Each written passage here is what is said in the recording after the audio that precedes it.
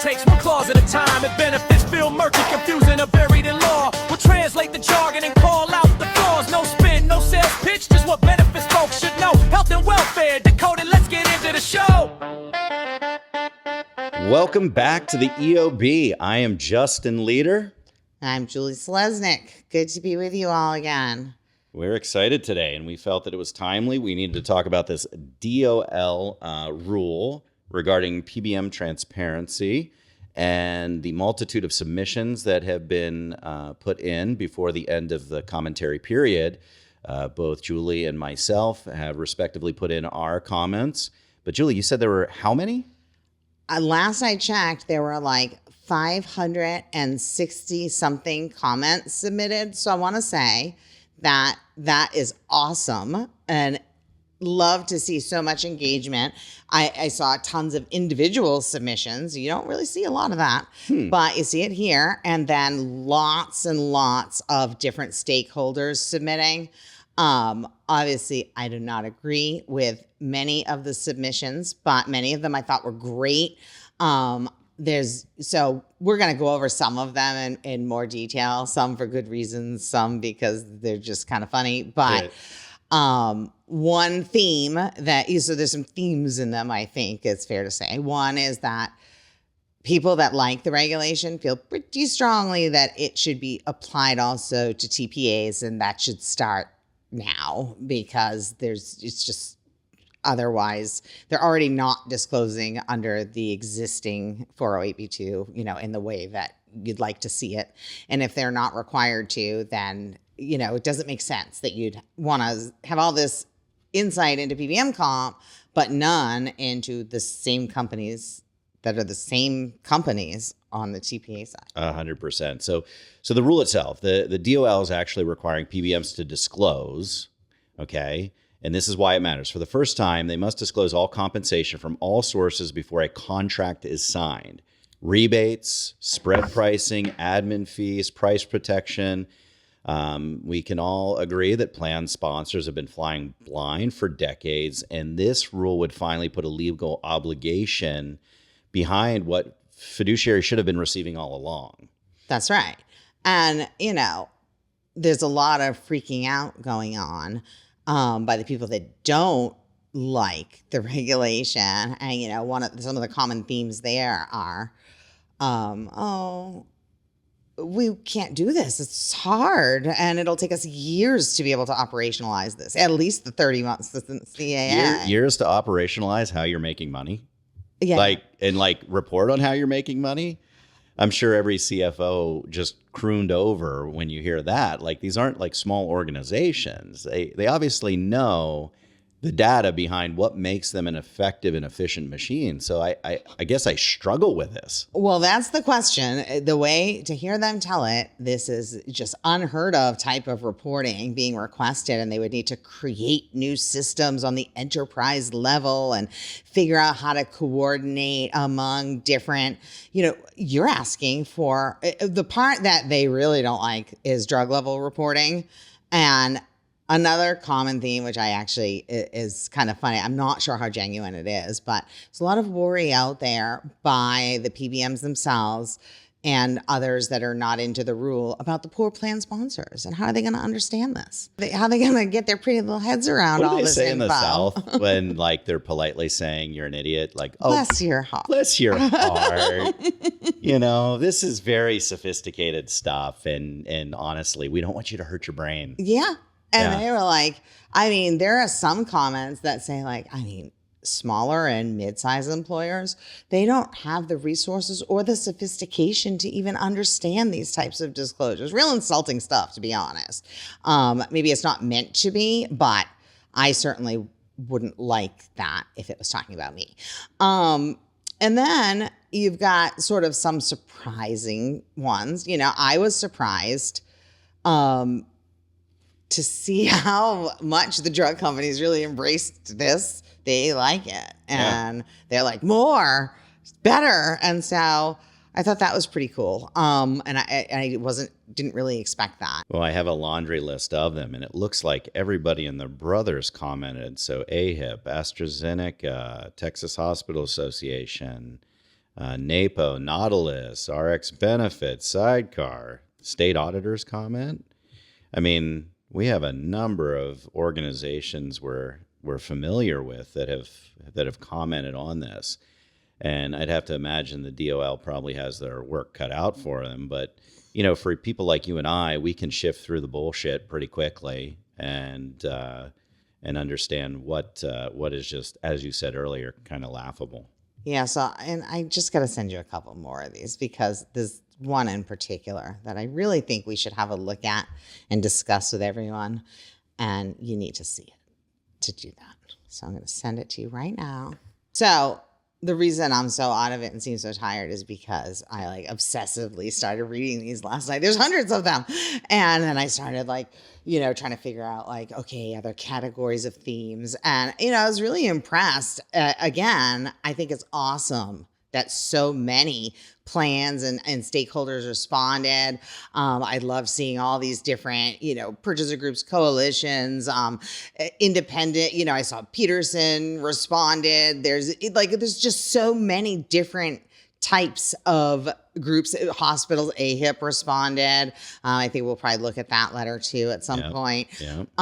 And it was, and a lot of I thought one of the letters that I really liked that I saw was Know Me Health, and maybe we'll look at that one if we have time. They wrote what I thought was a really good letter, but just stakeholders from all parts of the chain did comment on these, and I thought that was great. I was happy to see that. So let me know when you get what I get quite a few, but some of the common themes that I saw were not only taking a look at the base rule, which I think needs to be withheld in its entirety, but the expansion upon that rule to include other areas from the community or those that are in the field of where we just see downright either shifting of dollars through other sources. I brought up a few in our comments to the Department of Labor regarding other agencies, general agencies that earn quite a bit of money as a middleman without reporting. And I think it's an opportunity for a lot of folks at the department to expand the rule and add some level of penalty for those that are violating these rules and the intent of these rules, and forcing plan sponsors into a prohibited transaction, whether they want to be or not. Right, I got your other comments here, and that's a big one. Which one? CVS. Okay, so let's start with that. Let's look at the CVS one. And I'm sorry. Usually I don't really like to just pick on a carrier. Okay, maybe I do like to sometimes pick on a carrier, but this letter to me is just unbelievable. And, it stood out from the other carrier letters. Let's put it that way. And so let's take a look at it. I did highlight and make some notes because I just thought it was amazing. So, we encourage the DOL to rescind this rule as currently proposed. Yeah. I mean, that's where they're coming from. That is their starting point, is that they want the rule rescinded. And then they say alternatively. So this is how the letter reads. It's a 2-page letter, and then there's an appendix where they address a bunch of stuff they hate individually. But the end of this letter, the second to last paragraph, it provides 2 options. It says, we therefore encourage the DOL to rescind the rule as currently proposed and issue a new proposed rule in coordination with HHS and Treasury to align with the statutory requirements established by Congress. That's option 1. As an alternative, that's very nice of them. They're giving the Department of Labor an alternative. So this is how I feel about the first comment, Julie. All right. Justin found free fart noises online. So this will rule the day. I'm sure that's going to be great for guests when you're farting in the background. I mean, you don't know. I'm going to tell them you're really doing it. Well, you don't know if it's me or the soundboard. I'm just going to assume it's you, and I'm telling everyone that you farted the whole time. I'll be able to tell by the look on your face. So, sorry to get back to this, and then it's the same paragraph goes on and says, as an alternative, the DOL can develop specific guidance. Can develop specific guidance specific to 6702C of the CAA 2026, which more narrowly addresses items in the DOL proposed rule. So first of all, I'm sorry, but It's interesting to me that CVS is providing the agency that regulates it with the two things it can do instead of what it's trying to do. And I think that's a little bit of a, maybe they didn't mean to sound so. Go F yourself. Or like I'm the boss of you. Like, I don't know who it seems to me that they think they can dictate how DOL does this. And they're taking, they're coming from a place where their position is that Department of Labor doesn't have the authority to make these regulations. So they do. And they've been making 408B2 regulations since 2012. And we'll talk about an interesting undermining thing later that makes this argument very unlikely. But now go to the appendix, all right? So I tried to highlight some of the things that I found most notable here. Page 4 in the page 4 of 22. Just yeah, it's 22 pages. It's pretty long.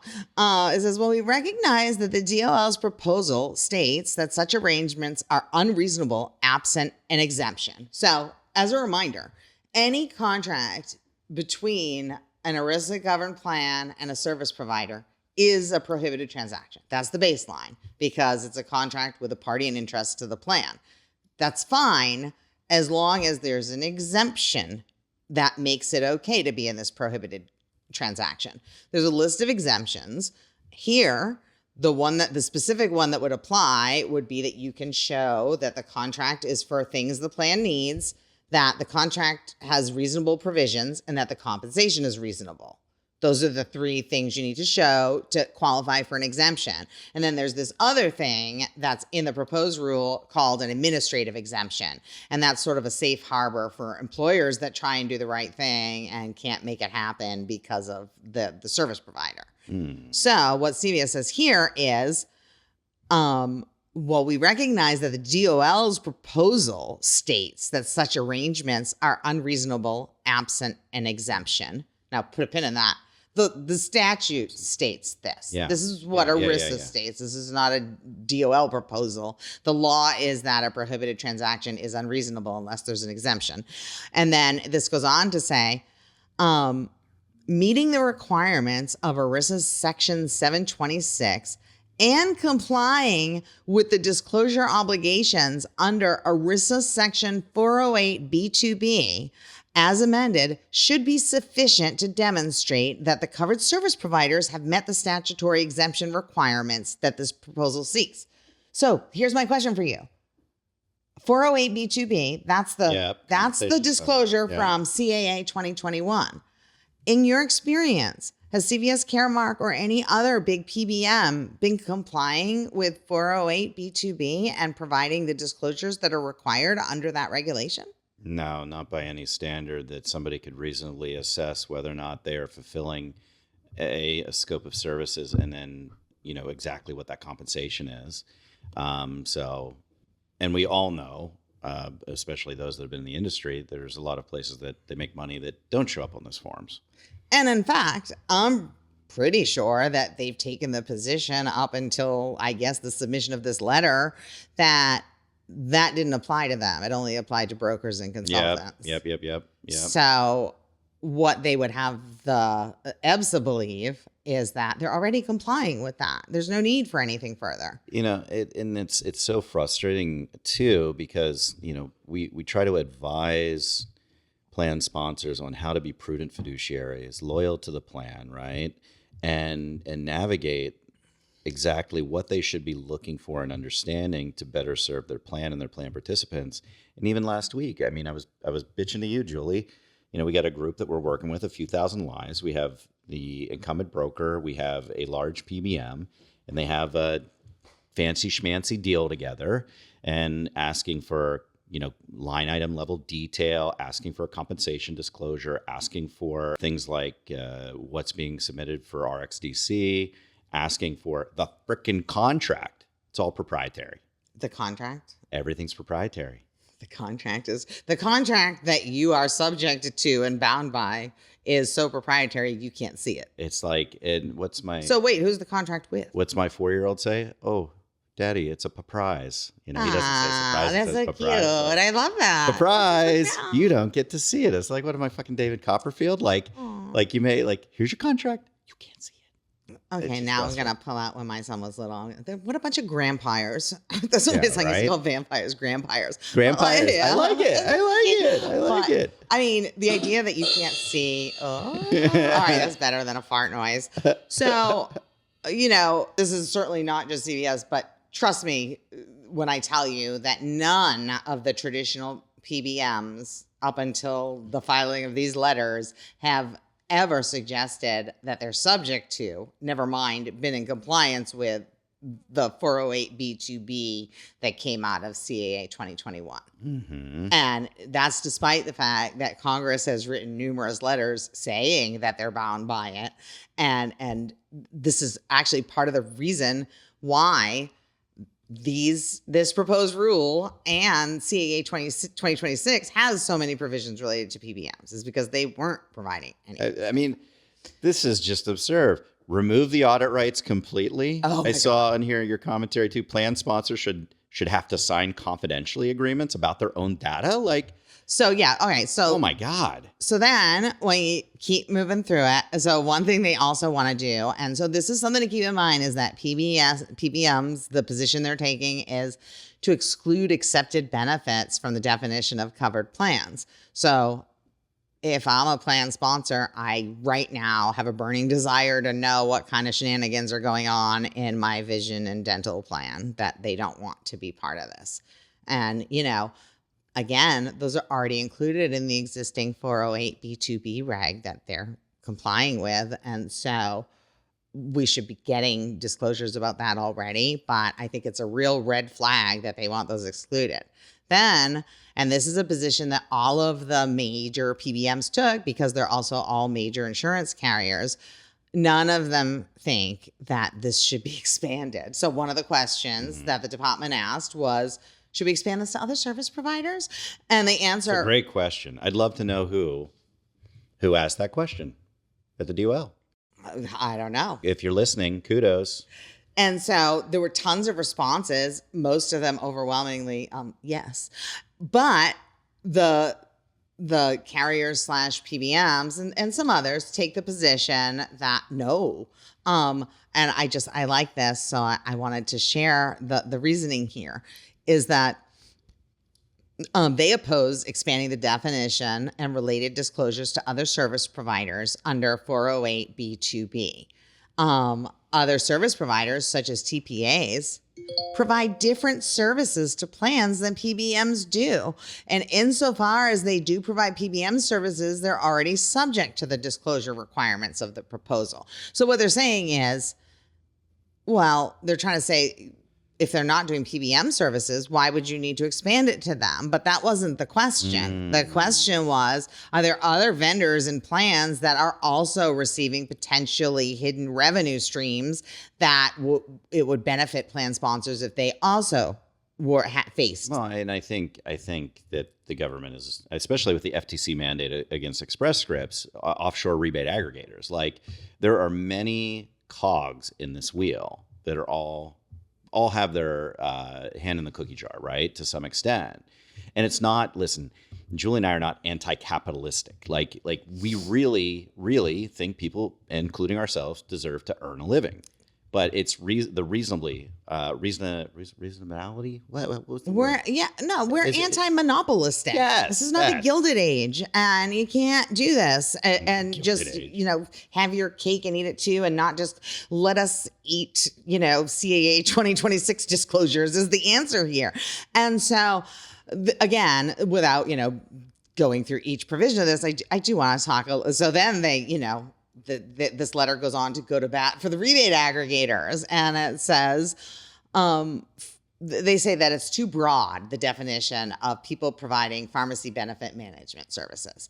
And so they say, for instance, we believe that the proposed inclusion of acting as a negotiator or aggregator of rebates, fees, discounts, or other price concessions for prescription drugs is unnecessarily broad and risks sweeping in many negotiators of price concessions whose services are separate from the procurement and management of prescription drug coverage traditionally associated with PBM services. And so later, they say that they think you should only be subject to this if you act as a negotiator or aggregator of rebates, fees, discounts, and other price concessions, and provide formulary and pharmacy benefit management This services. makes my brain hurt. Yeah. It makes my brain hurt. And so here's another sort of crazy thing. They think that this says, so it goes on to say that even though they support transparency and they want transparency on PBM services, this proposed rule shouldn't be organized in a way to advantage self-funded plans with respect to supply chain information.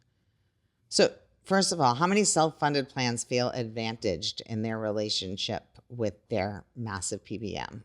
Raise your hands. They're all angry. Where's the fart noise? Yeah. So, I mean, and listening to, one of these behemoth companies worry that a tiny little self-funded plan, and they're all tiny compared to them pretty much, is going to have a competitive advantage because they'll have supply chain information. It's not like the self-funded plan is going to jump into the supply chain and become a competitor. They're trying to figure out who they're paying and where their dollars are going. 100%. And those plans have a fiduciary obligation to take care of their people and take care of the plan, the plan participants. On the flip side, these large behemoths, especially the publicly traded ones, they have obligations to their shareholder. They got to protect shareholder value. So, we're not saying we're not surprised. I'm not surprised. I'm not surprised either. But. And then there's a little circular logic next. This makes no sense. It says, it seems that when a self-insured plan has determined that such compensation is reasonable for a given service, so this is an assumption that plans are able to decide something's reasonable in the current environment. Then it says, when that happens, downstream costs borne by the service provider, especially where those costs are loosely, if at all, correlated to the underlying plan, are not central to the underlying contract's reasonableness. So this is an argument saying you don't need to know indirect compensation. Don't worry your head about that. Just, yeah. We got you. Yeah, you can trust us. You don't need to verify. Yeah, I also trust Jerry Sandusky with my kids, but... Oh, boy, don't do that. So let's hit a couple other high notes here, and then we can leave them alone and pick on somebody else. And this is not the only letter like this. It's very long, and so it has a little bit of everything in there. It's a good one to use to show some of the arguments being raised against the regulation. Oh, this one I like. We recommend that affiliate and agent be dropped entirely from the rule. So no other parties that are involved in the compensation stream? Subcontractors, okay, not affiliates and not agents. Now, that is extremely problematic, especially, do you think that CVS has a lot of affiliates? I would yes. Yeah, absolutely. Yeah. And so this is, PBMs may be affiliated with any number of entities and may have relationships with any number of agents. These relationships may have nothing to do with any pharmacy benefit management services provided by the PBM. Moreover, by adding affiliates and agents, DOL is making compliance more difficult and complex. It is likely that entities subject to the rule have different interpretations of these definitions, and the resulting disclosures will not be comparable or provide utility to the plan. So they're worrying about the plan, but I think that the only time you have to disclose affiliates or agents are when they are part of the providing of the PBM services, right? Yep. I get why maybe they don't want to, have affiliates included, but the idea that somehow it's going to be too complicated, that it says that the DOL is making compliance really complicated and complex, and that it won't really help out plans. But again, they're only included in the disclosure if they're going to make $1,000 or more in connection with PBM related services to the plan. So I don't understand sort of the objection there. Well, I guess if you're making bajillions and bajillions, anything under 100,000 is complicated to calculate. It is. I don't know. So now then there's another comment now down on to direct compensation and talking about this. This is something, they're not alone here, but in their letter, CVS says that they support requiring PBMs to disclose direct compensation in the aggregate. And so they don't like that the new proposed reg allows covered service providers to disclose direct compensation either in the aggregate or by service. So they're talking about the old reg, I think. Wait. Yeah. So the old reg that all of a sudden they're subject to allows either or. And so the proposed rule says, no, you have to give direct compensation by service, by like mail order, retail. They don't want to do it that way. My question is, do they justify why? Too complex? Too hard? Does it expose? It just says any final rule should not constrain the flexibility that the statute confers to covered service providers. But the statute isn't written for covered service providers. And that's what they don't understand. The statute is written for fiduciaries to be able to ascertain compensation and whether or not it's reasonable. So if it's provided in aggregate, how do you know if it's reasonable for each of the lines inside? How do you compare?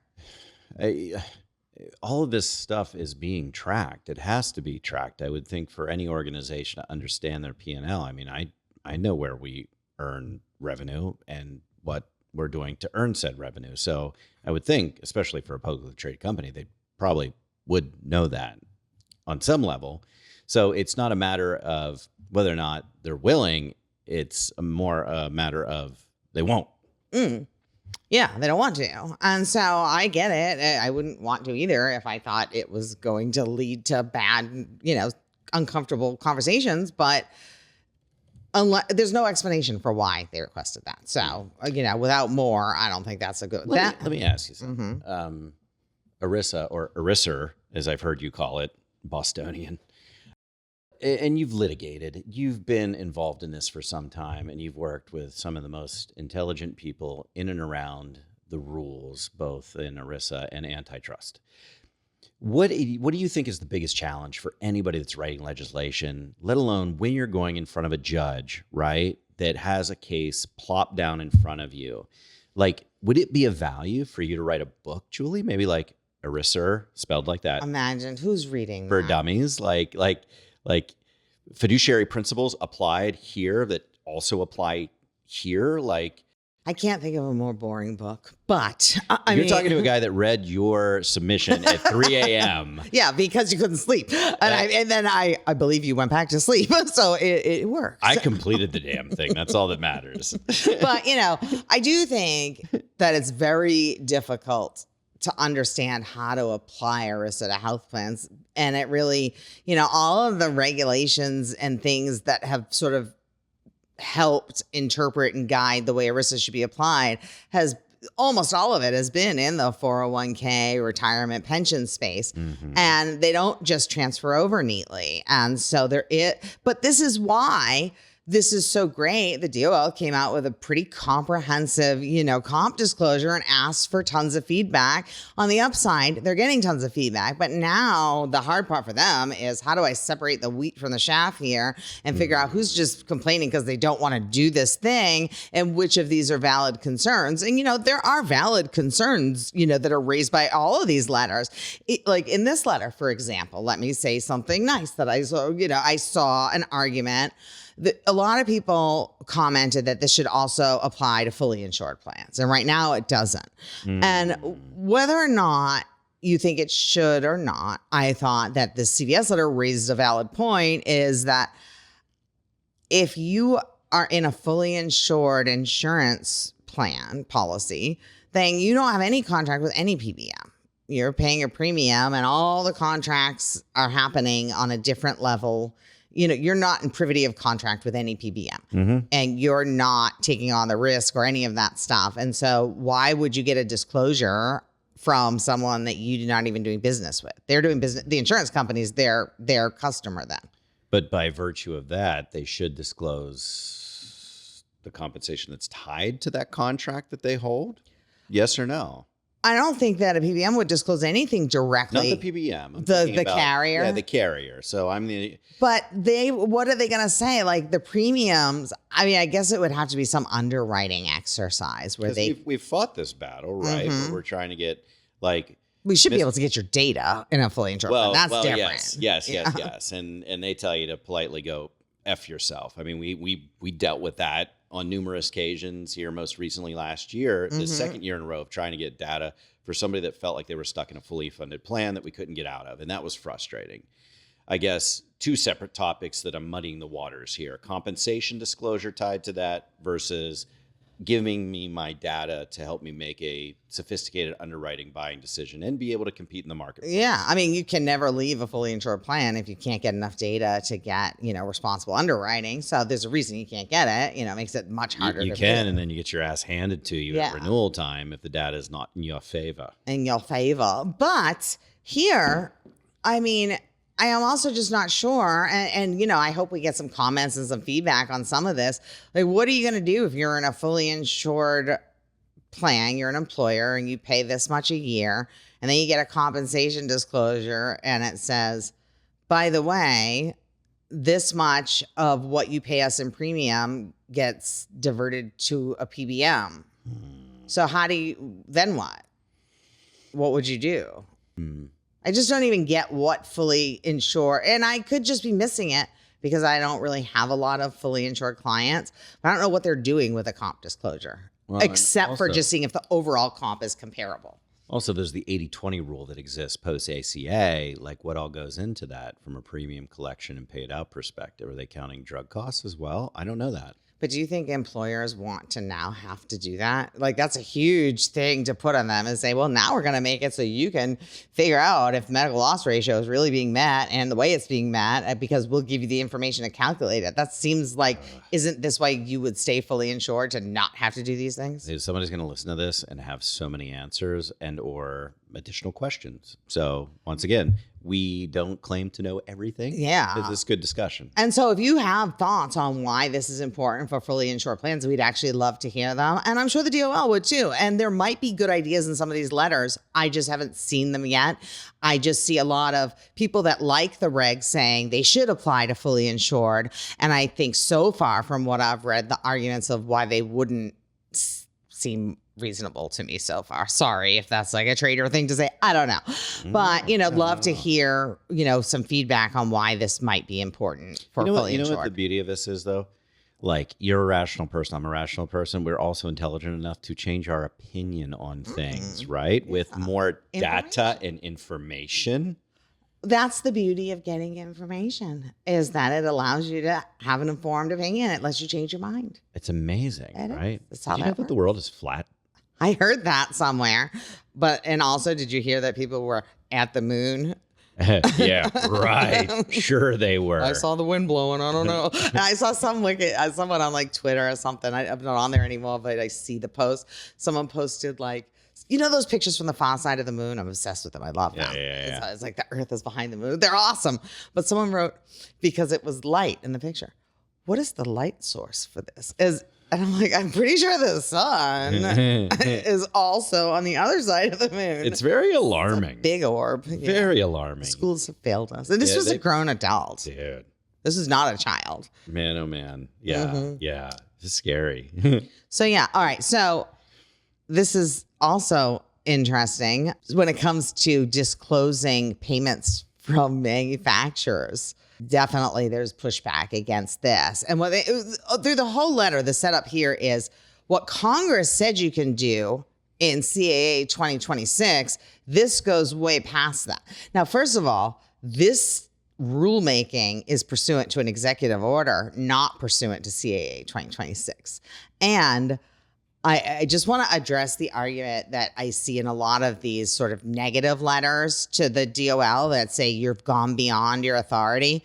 I'm pretty sure the answer is no, we haven't, because the House committee members on the Education and Workforce Committee, at least the minority members, submitted their own comment letter. And the comment letter wasn't like, hey, you're over your skis and you're not supposed to be regulating. It was like, oh, good, you're going to do this. Yeah, We've been waiting for this for a long time. Don't forget to make it apply to TPAs too, and some other suggestions. So the idea that Congress doesn't want the DOL to make these regs is sort of belied by the fact that Congress submitted its own comment letter responding to some of the questions that were asked. It's wild. I know. It is wild. This is a crazy thing. So just to close the loop on this, though, the position here is that, and so this is another one that I don't understand.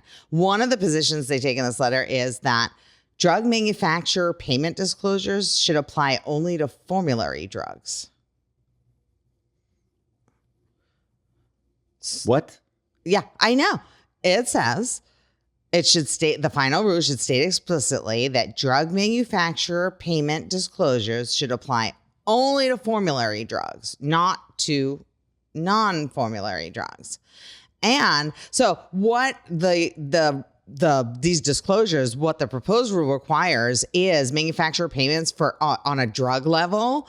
And this says that the statute doesn't require it at the individual drug level for each drug on the formulary, and requiring it outside of the fact that it will be a burden for plan sponsors, which I don't know how, and there's no explanation for why it would be an administrative burden on plan sponsors, I guess, reading them. But then it goes on to say it would hamper the PBM's ability to negotiate lower prices from drug manufacturers without a clear benefit to plan fiduciaries. I don't understand that comment. That one's hurting my brain. I feel like we have to have some PBM person on to break that one down. Yeah. Not only, here's the sentence again. So if you're a PBM person and you want to respond and explain this to us, we'd love to hear it. Not only would such disclosures be administratively burdensome for plan sponsors, small and large, but they would hamper PBM's ability to negotiate lower prices from drug manufacturers without a clear benefit to plan fiduciaries. I don't know. Are they meaning that it applies only to the formulary on the plan in question, not the other ones that are maybe not included on that plan? Like, if so, great, we're talking plan level, report on that. Maybe they're broad stroking and just saying we don't want to report all of our data that we receive on all the drugs for everybody. But all of the disclosures are tied to compensation that's tied to that specific plan. Yeah. So that's not how I read it, at least. And then they also push back that what they don't want to have to do here, and it's very clear, they oppose the inclusion of a description of any inflation protection or price protection agreements. So, I mean, what are those even? I have no idea. No idea. I find that interesting as something that I didn't even know about. But so in the recommendations there, it's exclude descriptions of any inflation protection or price protection agreements. So now I desperately want to know what those agreements are. And modify any future rule to exclude non-formulary drugs and bona fide service fees from the disclosure. What's a bona fide service fee? You know, because you're providing, the PBM is also providing admin services to the drug manufacturers. Service fees are interesting to me. Every time we see a service fee or like a recoupment fee or like a shared savings fee, there's always like more than meets the eye, like what all is included in that. So I'd be curious too. As far as the clause for increases, I'm sure they're multi-year deals for a lot of these drug manufacturers, I'd have to assume. And I know a couple people that lived in that realm for a while that we could reach out to and probably have a conversation around it. It'd be interesting to pick their brain, understanding if they're allowed to talk about it. What about our friend of the pod, Mike Mealy? He can tell us. He probably could. Oh, yeah. Let's ask him. Yeah, Mike, if you're listening, answer these questions. Smarty pants. We need you. Smarty pants. So then on page, I guess, 14 of this thing, this part I found a little irksome because it says, covered service providers and plan fiduciaries need certainty as to what compensation must be included in these disclosures. And the proposed other compensation category risks too much uncertainty. So this is the part I don't like. It goes on to say, furthermore, so I'm skipping the before the furthermore. It says, furthermore, this catch-all disclosure obligation essentially grants a covered plan a blank check in terms of availing itself under the administrative class exemption, where the covered plan can seek correction from the covered service provider for failure to meet the proposed rule and must report them to the DOL if the covered service provider does not make the correction within 90 days. So what that says or at least how I understand it is, hey, this would help plans be able to avoid prohibited transaction liability if they report us, if we don't report the other compensation. That's the point of it. It's supposed to do that. It is. And I don't think that there's any way around that.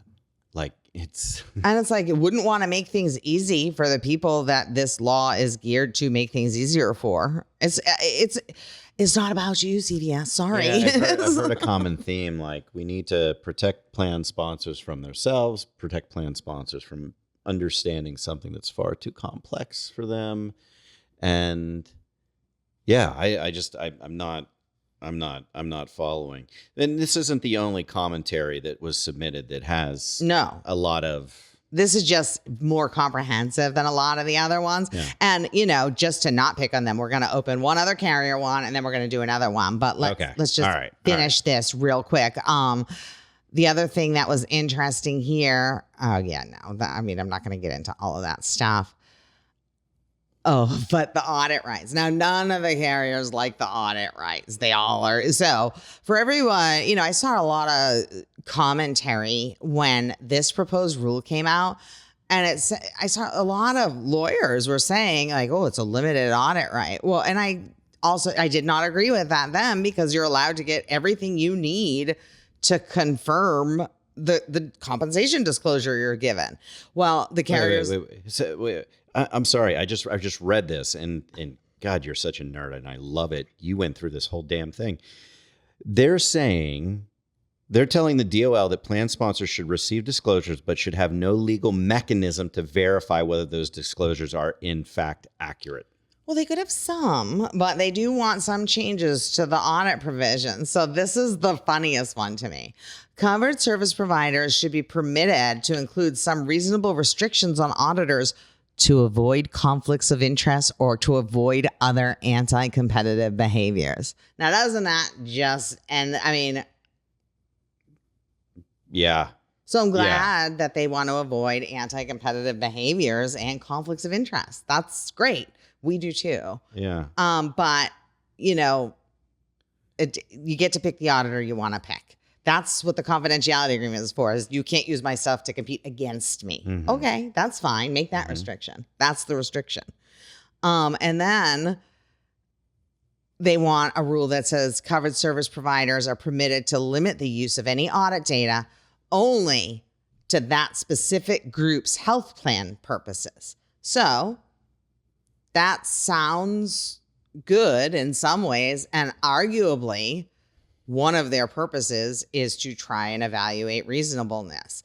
You cannot do that if you can never benchmark. And that is how I understand this, is it's sort of no benchmarking allowed. You cannot put this in a database and compare it. So there's a number of suggestions, commentary around things that could kneecap the intent of this, this bill. With that being said, it passes. They can sue the government, right? They could try. And try to stall it. Yeah. Right? Yeah. And really, they reiterate at the end that the big recommendation is to withdraw this and rescind it. And then, the final recommendation, withdraw the proposed rule, conduct a reassessment of the total burden in light of CAA 2026. And then if you do end up finalizing it, then it should be finalized in a much more narrow way. So, that's fine. At least we understand the position there. I don't think, I hope that it's going to be hard for the DOL to even understand. I can't understand a lot of the feedback, and they have to understand the feedback in like 500 and something letters. So I hope they're able to separate the, what's worthwhile from what isn't. Yeah. Whether or not there's a linchpin, somebody on the, I don't know if there's like I don't know what goes on. It's like Survivor, right? Do you like vote ideas off the island? Is there a consensus? Does somebody have a torch? Like, what happens behind those closed doors when they finalize this rule? I don't know. Have you been in those meetings? No, I don't get invited. No, that would be interesting. I think it'd be a fun reality show Definitely. for nerds like us. I know. So again, we said we weren't going to just pick on one carrier. So just open the UnitedHealthcare one real quick because it's short. It's only 4 pages long. That is short. Uh-huh. Well, so they take a different tack. They don't worry about themselves at all at the beginning. They take it from the planned fiduciary perspective. And so if you go to page 2, it says, from a planned fiduciary perspective, the value of transparency depends not on the volume of information disclosed, but on whether fiduciaries can reasonably interpret and act on that information. Under the proposed rule, employers would receive multiple layers of PBM compensation data, estimated and actual amounts, direct and indirect remuneration, drug level and non-drug level metrics, and narrative explanations of pricing variances delivered on overlapping timelines and subject to ongoing updates. Absent standardized sequencing and sufficient implementation time, the volume and complexity risk overwhelming fiduciaries, obscuring key insights, and undermining meaningful oversight. Dear Lord, what kind of gymnastics did they go through to write that frickin'? Was that a run-on sentence or was that a paragraph? That's a big sentence. It was all one sentence or 2 sentences. And yeah, it's a big paragraph. But also, it's another one of those, the benevolent, service provider is just worried about the plan sponsor. How can they do that? Yeah. What will they do? How will they wrap their heads around multiple levels of compensation? And it could happen. And there are going to be numbers and words. You could have saved a lot of words just by saying, listen, plan sponsors, we don't want you to know how much money we're making. You don't need to know. And I don't want my competitor to know. And I don't want Joe Blow to know. And come on, this is good for us. Don't F it up. Yeah. So listen, let me just go on because this is just amazing. The UHC's perspective is that this puts employers, especially small employers, at unnecessary compliance risk. Instead of enabling informed decision-making, multi-layered and duplicative disclosures may make it more difficult for plan fiduciaries to distinguish material issues from noise, increasing compliance risk for employer plan sponsors and their administrators without a corresponding benefit to plan governance. This is especially true this is the part that I would be so mad if I was a small employer, which I guess I am. This is especially true for small employers with more limited benefit staff, in-house legal capabilities, or robust actuarial expertise, who, under the proposed rule, would increasingly face fiduciary liability without improving outcomes for participants. Why wouldn't they improve outcomes for participants?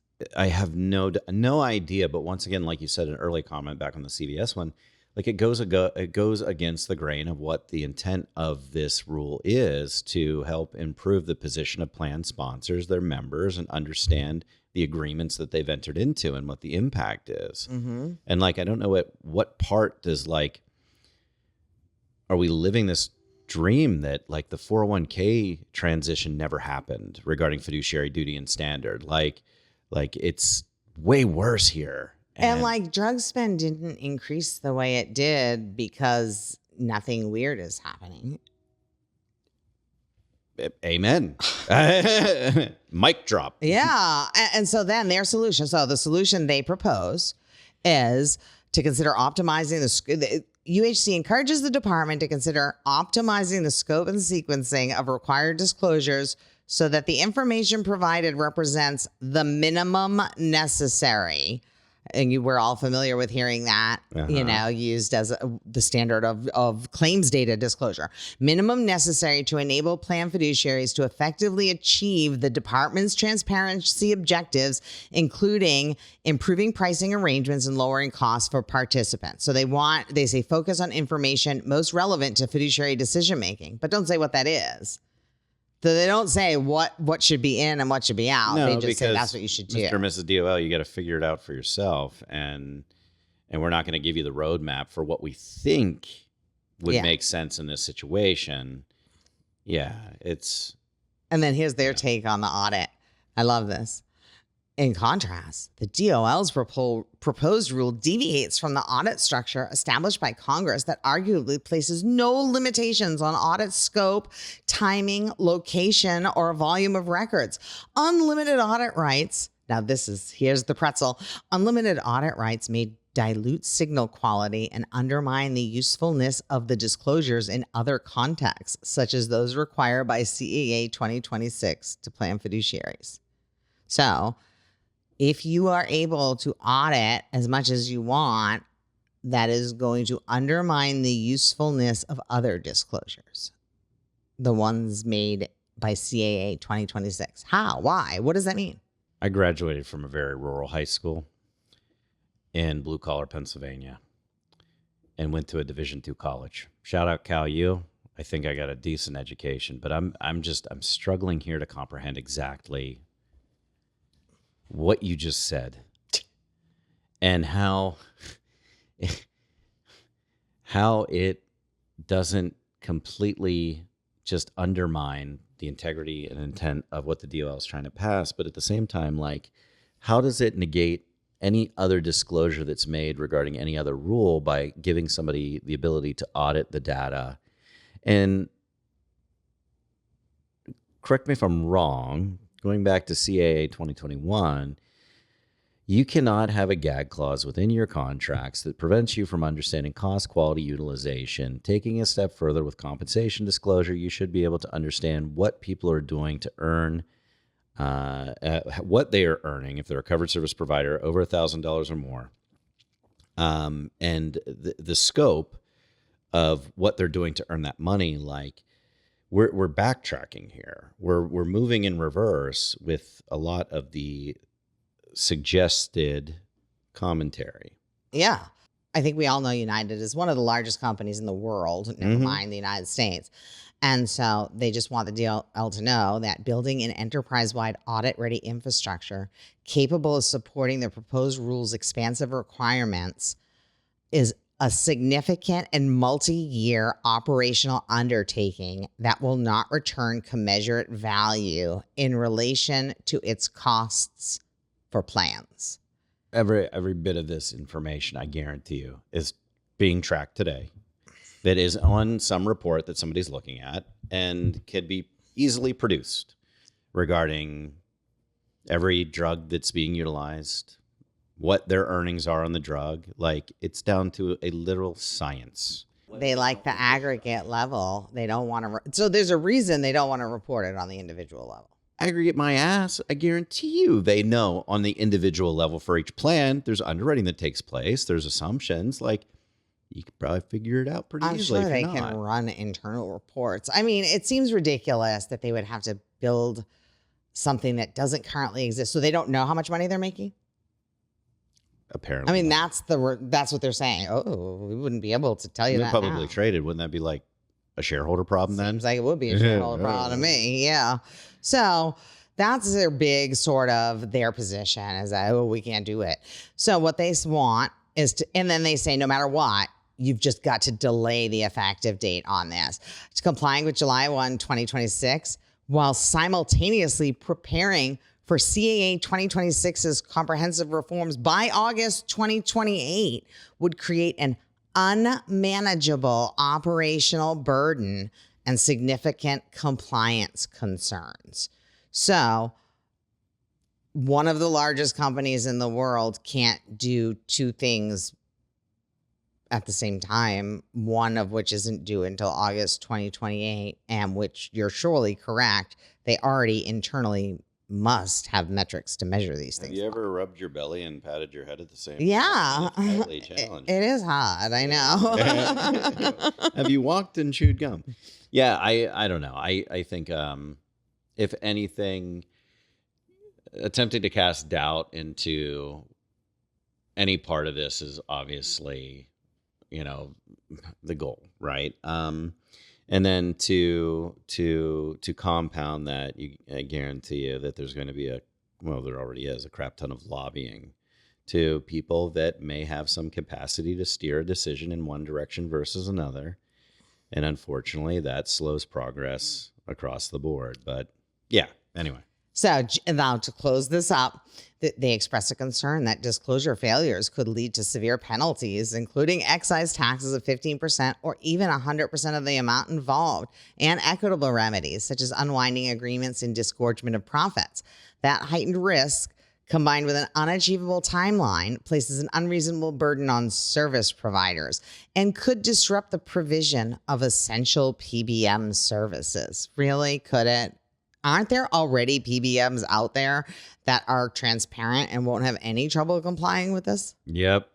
And unfortunately, that represents maybe only 20% of the market, but maybe they should have a hell of a lot more than 20% of the market. Yeah. Right? Like, this is a great opportunity, and there's a shift. And isn't that capitalism? Like, yeah, I mean, let's be honest. Like, there's no level playing field right now. No. There's attempts to do just that, but unfortunately, I think we have a lot of antitrust and monopolistic scenarios that prevent progress. And so then the last part, what they're at, back to the plan sponsor. The DOL should really consider the readiness of plan sponsors to receive, interpret, and act on the pricing and compensation information that would be disclosed under this proposed rule. Employers need time to establish appropriate governance structures, fiduciary review processes, and decision-making frameworks to meaningfully evaluate these disclosures. And they may face their own compliance risks if they're unable to do so. So this is the last page, last paragraph worry is the plan sponsors again. They think that providing sufficient implementation time is critical to ensure that transparency requirements intended to support employer oversight don't inadvertently create administrative burdens that limit plan sponsors' ability to improve plan pricing arrangements. Now, I agree. It might take employers time to sort of figure out how to best use this information, but they want the information. They do. Yeah. I'm not seeing employers saying, oh no, what would we ever do if we knew how much we were paying you? I'm not seeing a lot of that so far in the comments. But anyways, what they say is they strongly recommend DOL delay the effective date of the final rule to align with CAA 2026 implementation. So 30 months from now, August 2028 or later. That's what they're looking for. Buying time. Buying time, stalling. You know, and what's frustrating is, and I think you're right, I think plan sponsors, once they become educated, depending on who's educating them, right? I mean, most of them are only as smart as their advisors, and covered service providers will allow them to be. But once they become educated and enlightened, I see a couple of scenarios. One, where they get very angry and they seek to pursue that information and they disrupt where they can, meaning they get new advisors or they try to move to a different funding arrangement. And then I see people that become empowered and they make a change, typically in their advisor, and then they hit the roadblocks with that new advisor and they become frustrated because they feel like they're powerless and they say, you know what, I don't know what to do. And then they just give up. Like, you know, there's multiple facets here at play. And then there's those that just accept their fate that, like, I got no control over this. I'm just going to sit and wait because what's the likelihood of me getting sued, or, you know, what's going to happen with a fiduciary breach? So, like, you know, somebody's got to step up and start providing enforcement or at least support for employers that do want to take the initiative to be able to have the power to go and do it, or have some reporting mechanism that isn't me throwing my own plan under the bus. It's me saying, I need help from somebody to get answers to these questions because it's impacting my business, it's impacting my people, and I can't afford wage increases because we're getting screwed by a plan that costs tens of thousands of dollars for a family every year. Like, you know, we're at a critical mass. We've been for some time. Yeah, I agree. And, you know, so maybe what I do take away from this, though, is one of the comments that I sort of, there's a kernel of it in there, and I see it in other letters that might be helpful, is trying to create some standardized disclosure methodology. So is it the DOL that has to do that? No, but this is what we're all out here for, right? Come up with something that makes reporting sort of easy on a template, something that can, you know, your computer systems can probably adapt to and fill out for you, but come up with sort of ways to make it work. I don't buy the idea that providing updates from estimates to real number is a huge burden. You should be able to do that. You know, I do understand the wanting just sort of to know and for employers too, it would be nice to get everything the same way because then it makes it easier to compare it. Standardized, yep. Yeah. I think so. And like, listen, I'm an advisor like many that in many scenarios, we feel like the vendors somehow get you by the balls, for lack of better words. Yeah. It feels like being at a car dealership, right? A lot of the time. Yeah. Yeah. So honestly, I probably, you and I have discussed this. We have dozens of areas of concern where, by no fault of their own, the plan sponsor's stuck in a prohibited transaction and they need to find a way out. Like, it would be nice to be able to say, hey, Mr. and Mrs. Epsit, like, you need to look into this. Like, Yeah. this is a problem. And then have some sort of recourse. Mm-hmm. I'm not trying to be a narc. No. But at the end of the day, like, the I'm rule trying to now serve requires you be a narc. So I'm serving my client. I'm trying to help them serve themselves. Yeah. And we need help. And if you have to pick, if you're a plan sponsor and you have to pick between yourself or your PBM, pick yourself. The PBM can defend itself. You need to worry about yourself. And so the disclosure rule is building into it, like, as long as you do be a narc and tell and, do the things you're supposed to do. It's not being a narc. Let me take that back. It's doing the right thing. Yeah, you're only a narc when you tell about something that didn't involve you. You're just, but this is like, if someone does something to you, you are supposed to tell because you're unable to comply. So that's how you get in the safe harbor. So anyways, I do think though that there should be, I hope, some enterprising service providers out there or AI people or whoever. And even like I work on this stuff, trying to create standardized ways to give and receive this information, because if we could just normalize a couple and make them the standard, then it does turn into something doable, repeatable. Everyone's getting the same thing. You can compare what you're getting to the other one you get because they're all going to look alike. Yep. So I don't think you need to wait for a government agency though to write you a template for that. You need to, I also think, if you're a really big company, you could probably work on that. I'm sure if you feel so motivated. Absolutely. Mm-hmm. And I think most are, because ultimately it's cost them a lot of money. It's happening. Yeah. It's happening. So yeah. So should we talk about a fun letter for a few minutes? Yeah, let's talk about a fun letter. All right. And there are lots of ones that, have a lot of really good ideas. And if we don't get to them today, it's not because we didn't think it was awesome or anything. I think I already said this, but some of the letters I enjoyed reading very much, like the one that Purchaser Business Group on Health did a good one. Let's see. I thought Nomi Health did a good one. I thought the state auditors, so of several states, they did a really good letter sort of talking about why it's important to them because they invest their money in these public companies. And I thought, I really enjoyed the letter by AstraZeneca. There was another drug company, AbbVie, that I read that I liked. Oh, cool. But let's look at the one written by PRA, Patients' Rights Advocate. Yeah, I saw. And, there's one thing that I liked about it. They tried to apply a dollar figure to what Opacity actually cost. And they put somewhere between 550 million and 3 billion in waste. If they said if it was expanded beyond PBMs to all service provider, the numbers would jump, up to 17 billion back into the system. Like, cool. I thought nice to see that. Yeah.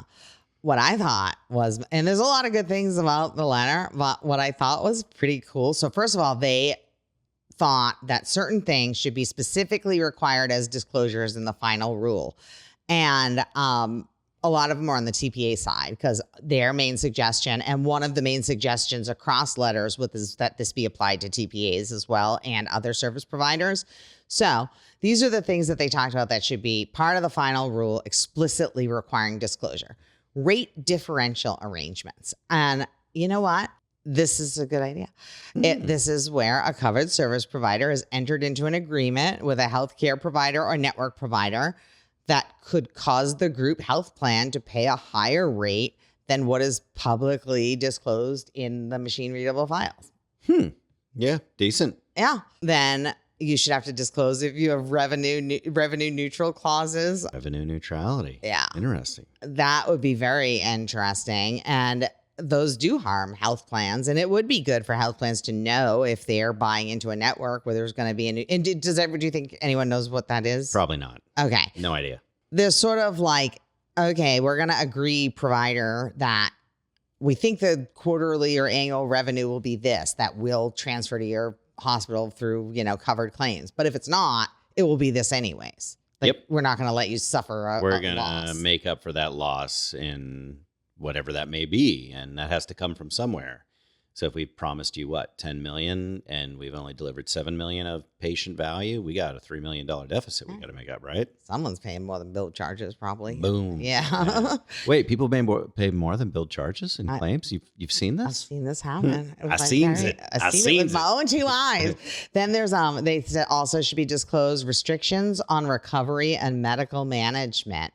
So that's interesting because they recommend that the final rule address circumstances where the group health plan is restricted by the TPA or the provider contract from seeking recoveries on overpayments, which is almost every ASO agreement says you can never contact and get your own overpayments back, or if the provider is protected from medical management requirements, including prior authorization and appropriateness review, or or if there's a skip list. We all know what that is. They're not doing any prepayment edits or anything. And so those restrictions on that. They're not saying disclose it. They're saying restrict it.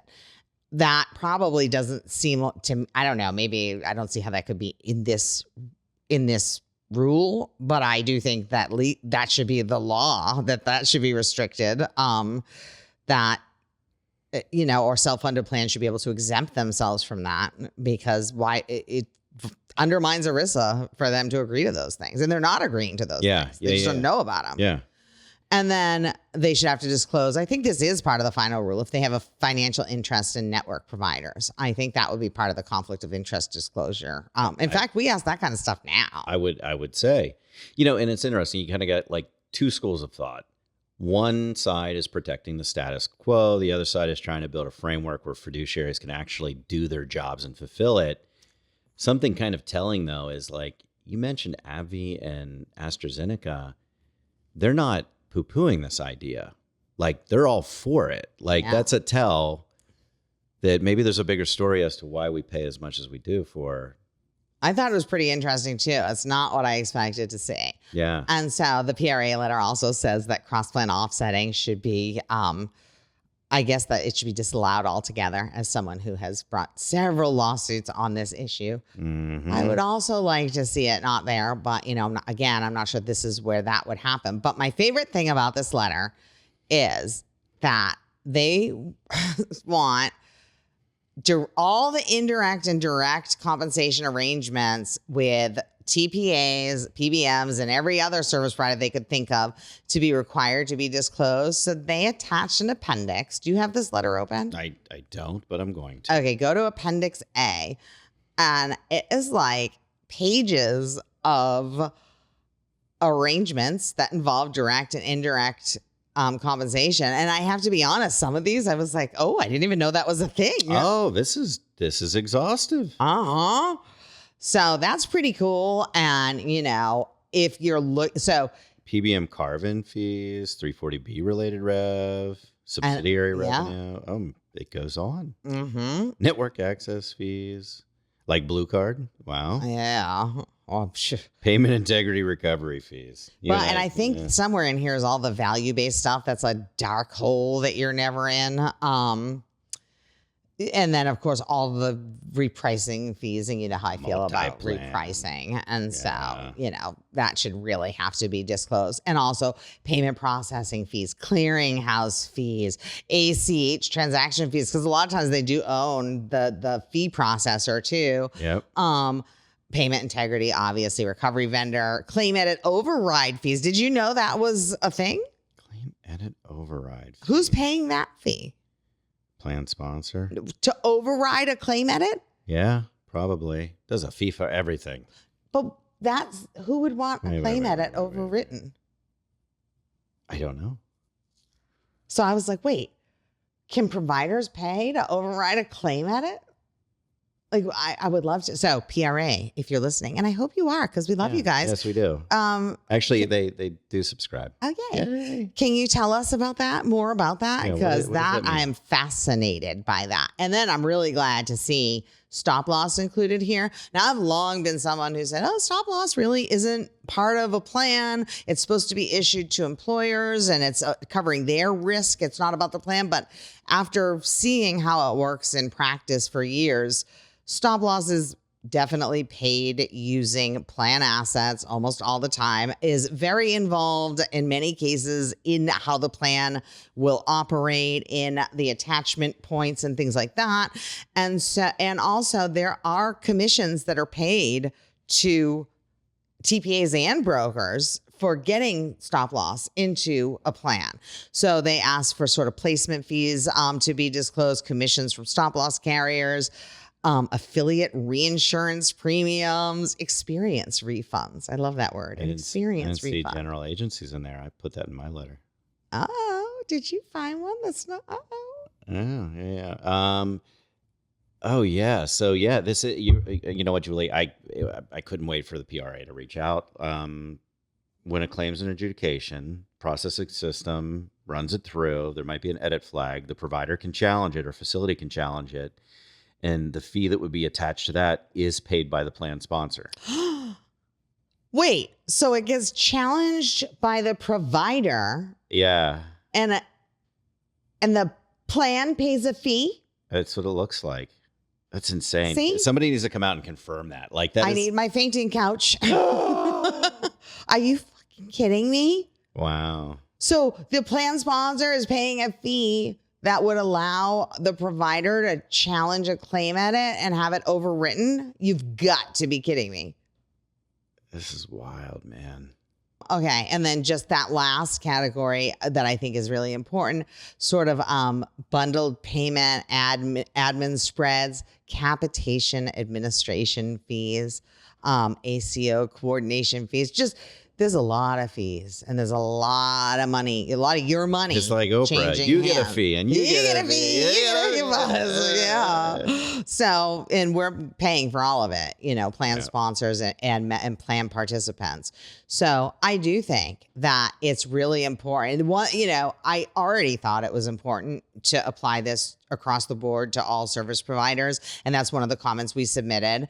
And I certainly think it's important to immediately apply it to TPAs as well. But I love the idea of putting together an appendix of every fee any of us have ever seen.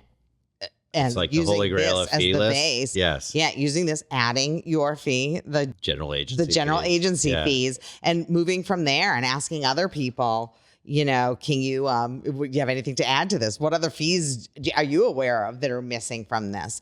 I don't know if I saw this on there, and I don't know if any of you know this, but sometimes, every once in a while, there's an in-network savings fee. Yeah, which hurts my brain once again. Hurts my heart. Yeah. So yeah. So you want that network discount? We're gonna charge you double. Yeah. Yeah. Got you. And like you have to pay extra if you want payment integrity, so you buy the no integrity package. The no integrity if you want some of that, that's gonna cost you extra. And it's just everything. Talk about nickel and diming you. Do you remember when, like, I don't know what airline was it? Maybe Ryanair or something. They were gonna charge you like $0.25 to go to the bathroom. That's what it feels like here. Is like, my goodness. That's how it was in Italy. Like for public restrooms, you had to like give a shekel. A shekel? Or whatever it is. I don't think it's a shekel. I don't know what it's called in Italy. Yeah. I forget. A lira? We were there for the honeymoon. Lira. It sounds right. But I remember at the Leaning Tower of Pisa, like Aww. you had to go in And there. you're like, why won't they take my shekels? It's like here's your coin to go to the potty. But you get it back?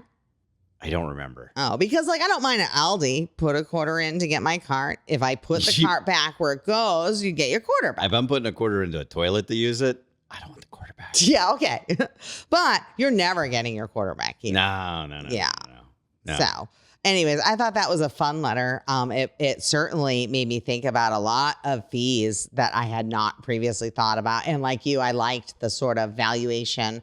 And, you know, a lot of the letters focus on how much it would cost for all these poor service providers to get into compliance. And I liked this on how much it would save and how that money could be used for better things. It could actually be used for benefits. What is the cost of not changing? And we're at a point as a society where the pain of staying is far worse than the pain of change. And that's our motivator here. Like, we need to move beyond and get to a place where there's some semblance of sanity in the most expensive system on the freaking planet.